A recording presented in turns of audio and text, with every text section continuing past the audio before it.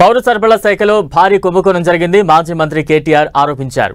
అధికారంలోకి వచ్చిన 50 రోజుల్లోనే దోపిడీకి తెరలేపారని మండిపడ్డారు. కుంభకోణంపై మంత్రులు ఎందుకు పెదవి విప్పడం లేదని నిలదీశారు. ధాన్యం కొనుగోలు టెండర్లలో అవినీతి జరిగిందన్నారు. 1000 కోట్ల స్కామ్లో ఢిల్లీ పెద్దల హస్తం ఉందని ఆరోపిస్తున్నారు కేటీఆర్. ధాన్యం కొనుగోళ్లపై ప్రభుత్వం శ్వేతపత్రం విడుదల చేయాలని డిమాండ్ చేశారు కేటీఆర్. ప్రభుత్వం స్పందించుకుంటే పోరాటం చేస్తామని, అవసరమైతే కోర్టుకెళ్తామన్నారు కేటీఆర్.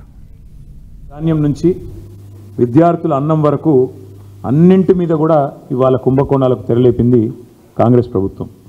ఈ ధాన్యం కుంభకోణం మీద దృష్టి పెట్టి మరి స్వయంగా ముఖ్యమంత్రి గారి పేషీ నుంచి పౌర సరఫరాల శాఖ డిపార్ట్మెంట్ నుంచే ఈ కుంభకోణం జరిగిందనేది మాకు వస్తున్న ఇన్ఫర్మేషన్.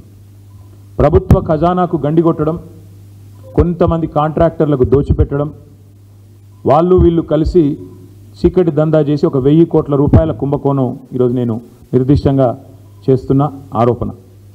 ఇప్పటికే రాష్ట్రంలో బీ ట్యాక్స్ అని, ఆర్ ట్యాక్స్ అని, ఆర్ఆర్ ట్యాక్స్ అని, యూ ట్యాక్స్ అని రకరకాలుగా ట్యాక్స్ల గురించి వింటూ ఉన్నాం. అన్అఫీషియల్ ట్యాక్స్ల గురించి వింటూ ఉన్నాం.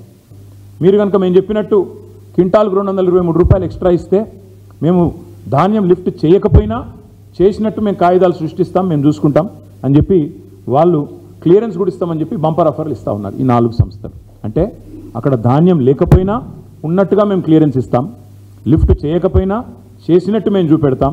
మీరు చేయవలసిందల్లా క్వింటాల్కి 223 రూపాయలు అదనంగా మీరు మాకు ఇవ్వాలి అని చెప్పి మనీ ట్రాన్స్ఫర్ కోసం మిల్లర్ల మీద ఇలా పెద్ద ఎత్తున మరి ఒత్తిడి తెచ్చి భారీ స్థాయిలో నగదు బదిలీ ఇవాళ జరిగిందనేది మాకున్న సమాచారం, మాకుండే మిల్లర్ ఫ్రెండ్స్ కానీ ఇతరత్రా కానీ.